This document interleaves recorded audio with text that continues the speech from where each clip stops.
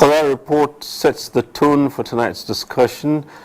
Let's start off by introducing our guests. We'd like to welcome to this program Professor ABBA GAMBO, the Special Advisor on Food Security to the Nigeria Governors Forum. Thanks for joining us tonight, Prof. Thank you, Cyril. It's my pleasure to be here. Right. Let me also introduce Engineer Joseph Bamidele. He's the National Coordinator, Maize Association of Nigeria. He's an expert in food storage. Thanks for being here with us tonight. Thank you. Good evening, viewers. Let me also welcome to this program Dr. Austin Maduka, his General Secretary, National Agricultural Commodities Projects. Thanks for being here tonight. Thank you for having me tonight. Right. And joining us via Zoom is Professor Muhammad Mutaka Usman. He's a Professor of Economics at the Ahmadu Bello University, Zaria. And also joining us... Yes, also joining us via Zoom is Abiodun Folawewo. He is a Professor of Economics at the University of Ibadan. He also joins us via Zoom. Gentlemen, thanks for being with us tonight. Thank you for having me. All right. All right, and thanks for being here with us too. Well, as you know, at some point in time, you can join in the conversation in the studio. It becomes interactive, and the platform will be there. But at that time, we'll remind you of the process and the procedure. But straight away, let's begin this conversation and start off from the premise of this 5 billion naira that each state is getting, and trucks of grains, which should go to the states to cushion the effect of the withdrawal of subsidy on petrol. And the first question in this we should ask our guests is, how do you regard this gesture by the federal government? There's been a lot said about it. Does it go way enough? Is it too little? Or is it a significant step as part of palliatives that have been canvassed for the rather sudden withdrawal of subsidy? Professor ABBA GAMBO, let's start with you. Thank you very much, Cyril, once again. Please permit me by starting by congratulating His Excellency the President of the country for cutting out the Federal Ministry of Agriculture and Food Security. It's something that has never happened before.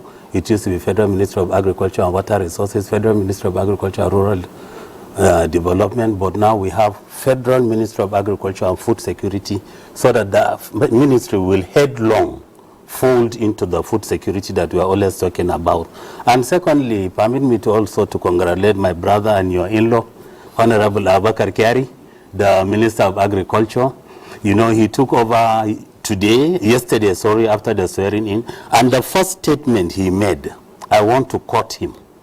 The Honorable Minister of Agriculture and Food Security said he knows the challenges of hunger in the country, and that he is going to fall headlong in tackling hunger and food security challenges. So by the time you see the comment that is coming out from the man that is going to be in charge, it makes you feel very interesting. As a professor of agriculture, I feel so confident and satisfied that now we have a special ministry that deals with food security. And secondly, we have a man that knows what he wants to do. He has already set up his agenda. Now, coming to your question, Cyril, 5 billion naira by any standard is not a small amount. 5 billion is not a small amount. So we are now having 36 states. Each of the governors got 5 billion naira. And each of the governors got 5 trucks of assorted grains. Some have received all, some has not received. So is it too little or too heavy? What I would like to say is the palliative wouldn't have come at a better time. There is hunger in the land, everybody knows. Nigerians are hungry, everybody knows. So whatever little that you put in, it will actually solve at least some of the little problems we have. Comments has drawn heated debates around, not the least from the governors. Some of the governors who belong to the Governors Forum that you advise, Professor GAMBO, and there are reports that some are not pleased with the loan component of these figures. As you just heard Professor Folawewo enumerate. Part of it would be for direct purchases of food.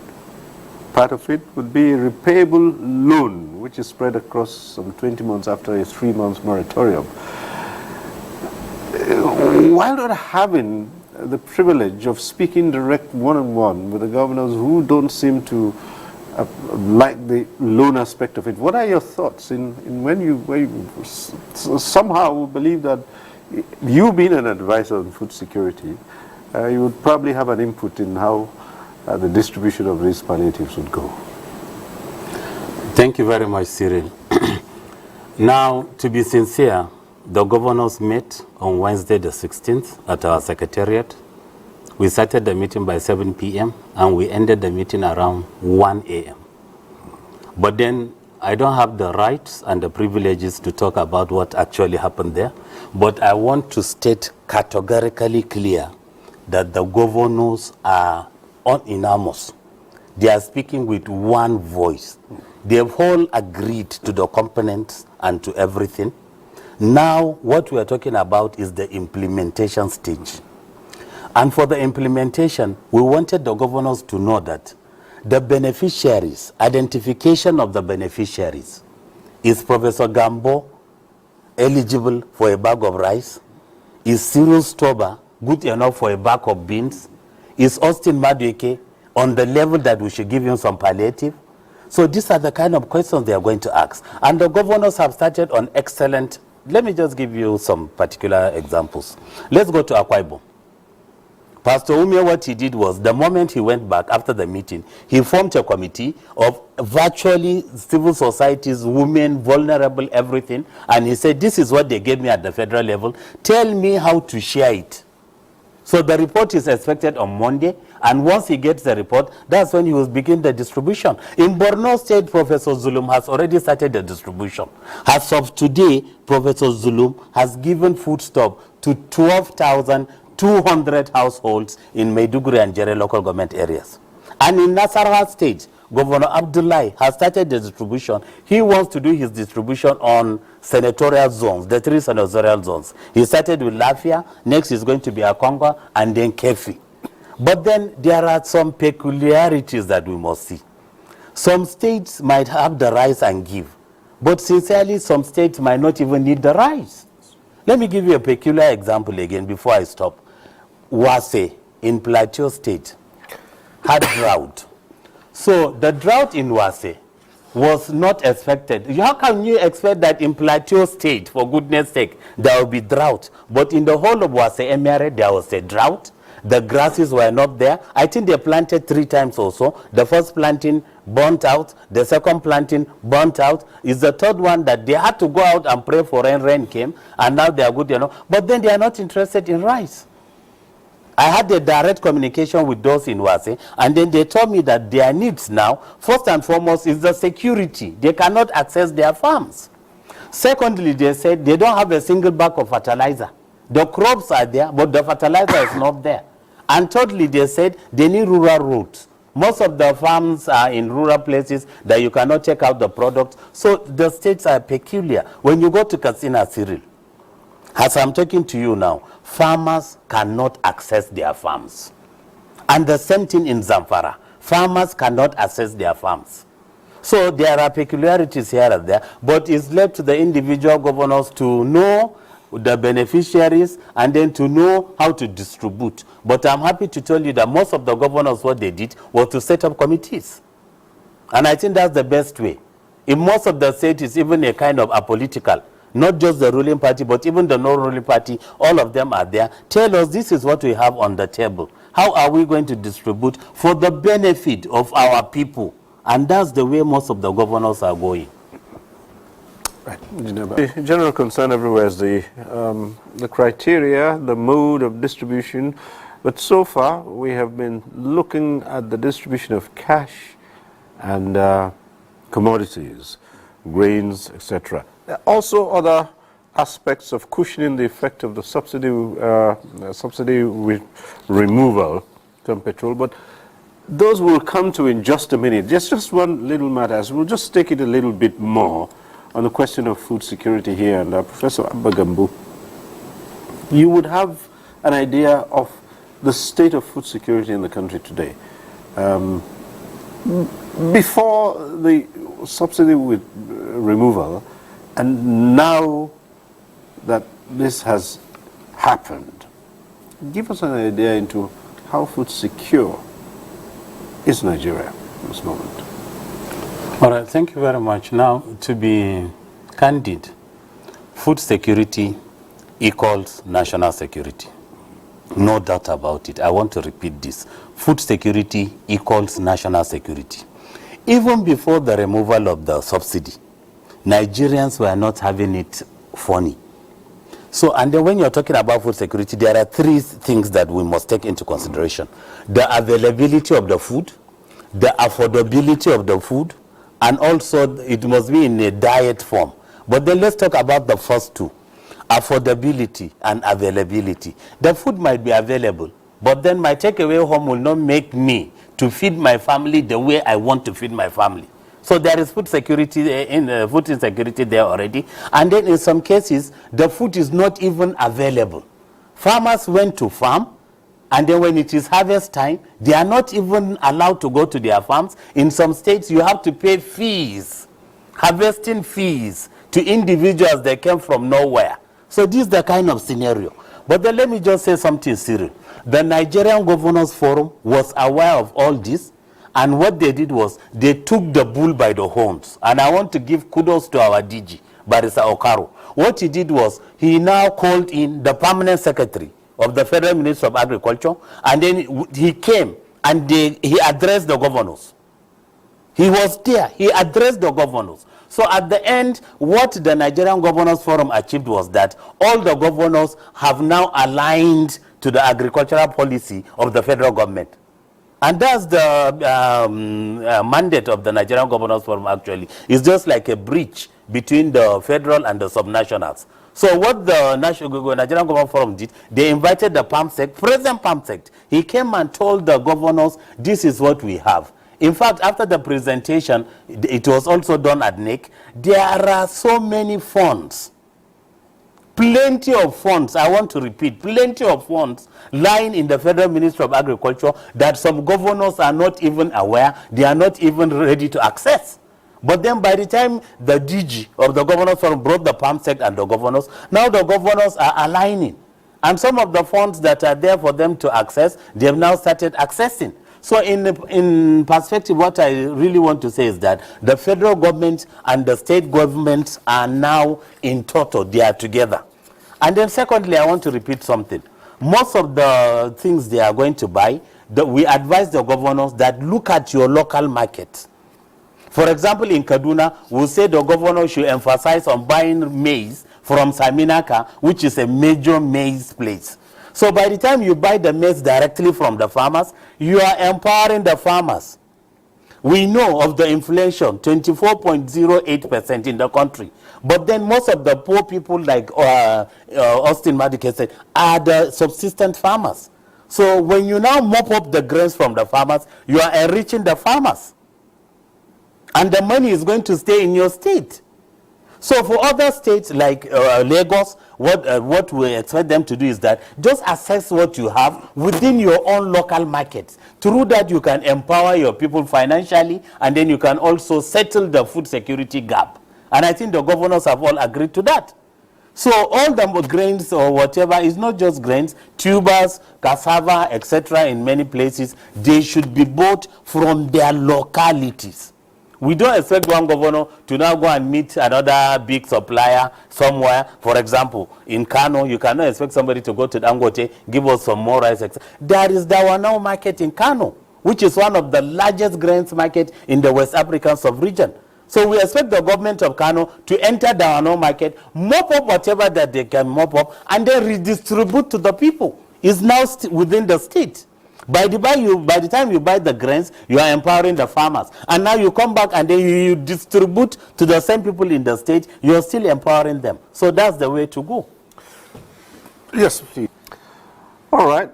Last report there from Enugu. There is an aspect of which I said we hadn't touched on. It was also part of measures to cushion the effects of the subsidy withdrawal, albeit at the federal level, and some states have keyed into it too. They've announced their own measures, and this has to do with transportation, the bringing in of buses that will ease mass transportation. Now, if, for instance, the people are receiving cash in the rural areas, it is expected that, as Dr. Maduka raised, the movement of commodities from the rural areas to the markets would also be challenging in terms of transportation. And so, if for human movement, commuters have access to cheaper transportation, then it's expected that that might also result in more resources or more people being able to move around and more commodities being moved around. Professor ABBA GAMBO, what do you say about that aspect of it? Thank you very much, Cyril. Now, in all your reports, is the issue of 5 billion and a governor. In all the reports, the issue are just two, 5 billion and a governor. And then I want to say categorically, for the very first time, we have a set of governors that are more enlightened, more educated, and more exposed than their predecessors. The Nigerian Governors Forum conducted an induction for all the 18 of them are new. The remaining are coming back. So we did an induction for them. And then in the induction, in fact, we called virtually everybody. Okonjo Iweala was there, the governor of New York, and so many other personalities were called. I want to say it categorically that the governors also are well equipped. The same governors we're talking about are the same governors that moved all the nooks and crannies of their states to campaign. And they also made electoral promises. So now what we are saying is, since you have extra 5 billion, and you know your terrain very well, and you've already made plenty of electoral promises, you can use the 5 billion to cushion whatever. The first issue is the transportation. And Cyril, before transportation, I want to tell you that the post-harvest loss in this country is 67%. 67%. Out of every 100 tomatoes, 67 never got to be used. Out of every 100 oranges from Boko in Benue State, 67 never got to be used in whatever way. And we did a peer review of all the states by the Nigerian Governors Forum. I want to say that we've never seen a single functional agro-processing plant in any of the 36 states. So now what you're telling the governors is, you have an extra fund, you've already made plenty of electoral promises, but then the main issue on ground now is the issue of transportation. If the crops are not transported to where they are needed, so the post-harvest loss increases. Like my brother said, yam, once it gets lost, you've lost it completely. So what we are saying is, there are two issues here. The crops are in a particular area, and the area does not have good roads. You have 5 billion. Putting a single good road into a place where there is much harvest will do a lot of benefit to the people than even giving them cash. Because you now make the crops are going to be taken out.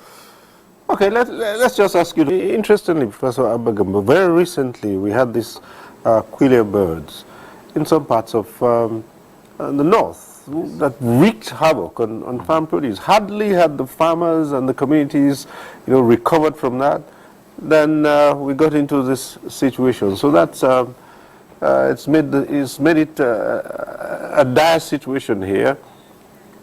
Some other call coming in from Zaria this time. All right, but are you hearing me? Are you hearing me? Yes, tell us your name. About the palliative money given to the state. Yes. My own advice is can you hang on a moment? Hello. Are you hearing me? I can hear you, but I just require you to tell me your name and where you're calling from, and you can go ahead. My own advice is to the government is they could have used this money, all these our students that are passing out from the university as agriculture. Each state could have provided a land for them to farm so that it will generate food for the country. Each local government from each state could have generate a land so that they will farm. It could have better than to be sharing all this money sharing. It cannot go anywhere. And all these our industry that has collapsed, they could have used that money so that it will generate employment for the youth. And again, our refineries, by the time they pour all this money there, it will help people to work, and we will have a future tomorrow that things will be better than all this one they are doing. All this one doing is just a mess. Hello? Okay, thank you very much, but you still didn't get across by telling us your name and where you're calling from. If you can hear me, you can just quickly chip that in, that you're calling in from what part, what town or what state of the country, and your name. Oh, there, I think he's off the line already. But anyway, something he says, something there interests me. They talk about putting out all the graduates of agriculture, Prof, including your students, Prof, and putting them out there to go into practical farming. The new national agricultural policy has that component of capturing youths and women into the agricultural value chain. Not just production on the farm. There are so many other things by the time you look at the value chain. Land clearing, etc. All right. So the national policy has this. You asked a question on Kwelabat. Yes, and just before you get into there, Abubakar from Niger is on the line. Thank you very much, Abubakar, calling in from Niger. Thank you. Well, a number of things you've put out there, and I'm sure, Prof, you in wrapping up on the question of the quail birds and and what the deputy director said, he actually made some very important suggestions. This motivation of youths into the agricultural value chain is very, very important. There are 5 federal universities of agriculture. 5. And in all the federal universities, about 70 of them, there is a faculty of agriculture. There are federal colleges of agriculture. There are state colleges of agriculture. And every year, like he said, thousands and thousands, we take them out, but then they have nothing to do. So it's like it's either we have to remodel the way we are teaching our students so that the moment they finish, they can get something to do, or else the government has to come in, since everybody is talking about food security. And let us not forget, the first thing that the present government did was to put an emergency on food security. Even before they're talking the palliatives, before they're talking of the ministers, the first thing that the government did was to put an emergency on food security. So that's why we are excited. And then by the time you mop up the youth, it's going to help. Now to the question of Kwelabat. Somebody called from Kebbi State. And let me just tell Professor Usman, you know, we have different agroecological zones in the country. If in his own zone, the harvest is not there, in other states, the harvests are there already. In Kebbi State, Yawuri produces rice 3 times a day, in a year. 3 times. And it's the only location. So the first rice of Yawuri is already in the farm. It's already in the market. And so also in other locations. So the harvest has actually started coming out. And that's why the prices of foodstuff have started dropping gradually. Now the Kwela bat is first the army worms came. And even before the army worms, the rains came late. The army worms came. So the farmers were grappled with how to control the army worms. The army worms were controlled successfully by crude methods. Some were using a kind of dead diesel to kill the birds, etc. So many things. And then as the rainy season was progressing, all of a sudden about harvest, it started in the northwest, particularly in Kebbi State. The Kwela bats came when the rice were almost ready for harvest. And they came in swarms of millions.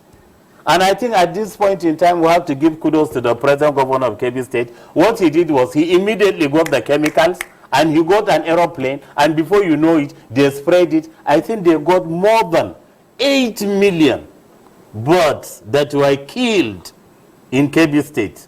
Okay. At this point, let's take in, this probably would be our last call. Solomon calling in from Port Harcourt. and then we can return to Prof and round that up. Hello, Solomon. Hello. Yes, go right ahead. Okay. Good evening, all. Yes, good evening. My contribution is very simple. One of the discussants on the panel mentioned the issue of the distribution formula and the personalities that will handle this distribution. Why?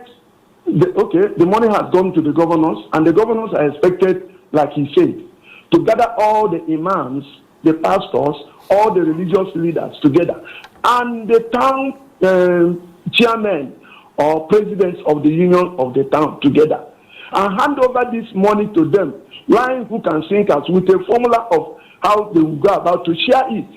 But to say to leave it to the hand of the governors, it will just be like the COVID-19 era, where some of them have the heart to store food in the warehouse, and those food got rotten.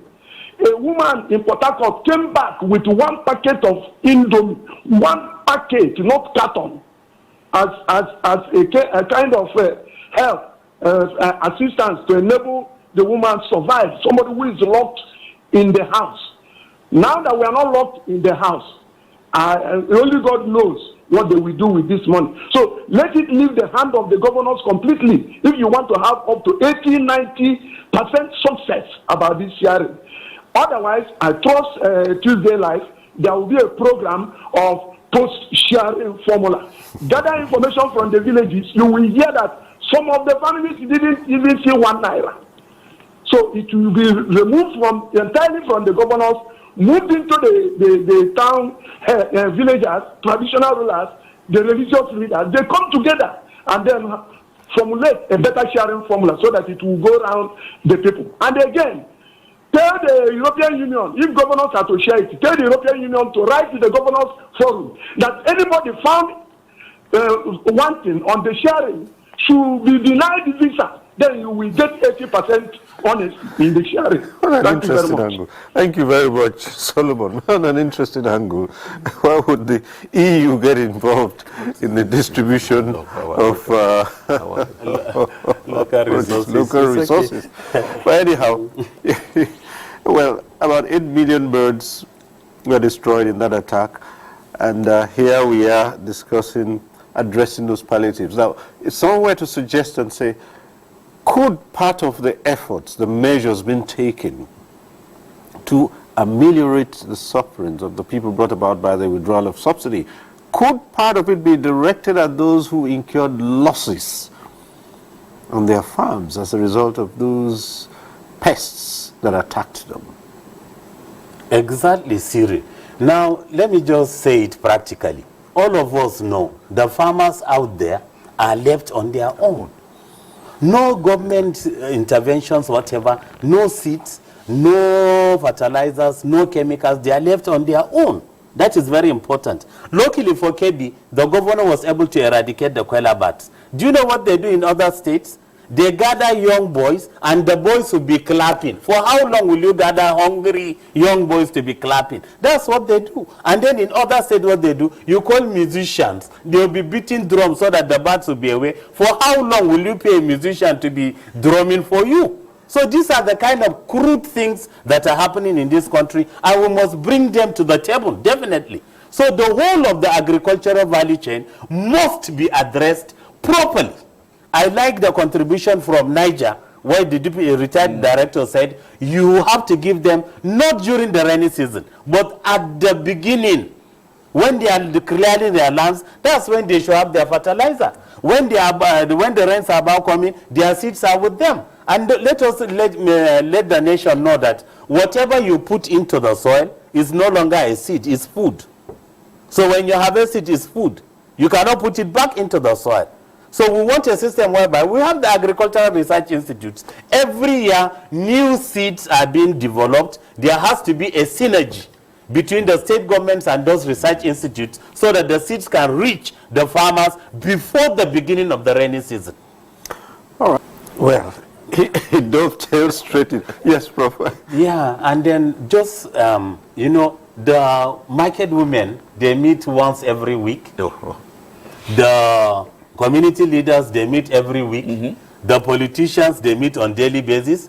But then the National Council of Agriculture that brings all the agricultural stakeholders, they meet only once per annum.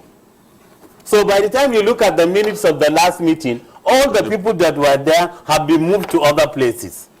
So we want to call on the new Minister of Agriculture and Food Security that at least at the beginning of every rainy season, there should be the National Council. Why should it be annual? Really? Why should it be annual? That's right. We are talking about agriculture, we are talking about food security, we are talking about national security, and you want us to be meeting only once per annum? It doesn't make sense. So the National Council on Agriculture that is being done once every year, we recommend that at least it should be done once every 6 months, or once at the beginning of rainy season, or at least once every quarter of the year. It's workable and it's practicable. All right, so and as we always say, no one program can effectively take care of all the issues at stake. We'd like to thank our other guests who are here in the studio with me in Abuja. Professor ABBA GAMBO, Special Advisor on Food Security to the Nigeria Governors Forum. Thank you for giving us an insight into all the moves to make this work, even though you would not disclose to us. Well, somehow in the days ahead, we'll get to know what the governors think. Your program today has actually taken the governors to the battlefield. Right. All the reports were talking about governors. So it's now left for the governors to take charge. At the end of the day, everything finishes at their tables. Okay. So the governors must take responsibility, definitely. Well, thank you very much. And so thanks also to Engineer Joseph Bamidele, National Coordinator of Maize Association of Nigeria. Thanks for your for all your contributions and your expertise in food storage brought to bear on this program. We thank you. Thank you. And let me also say big thank you to Dr. Austin Maduka, General Secretary, National Agricultural Commodities Projects. We thank you very much. Thank you. Right. So also for all those who called in, thank you for being part of this program. Next week we'll be back with NTA Tuesday Live. I'm Cyril Stover. Continue to stay safe.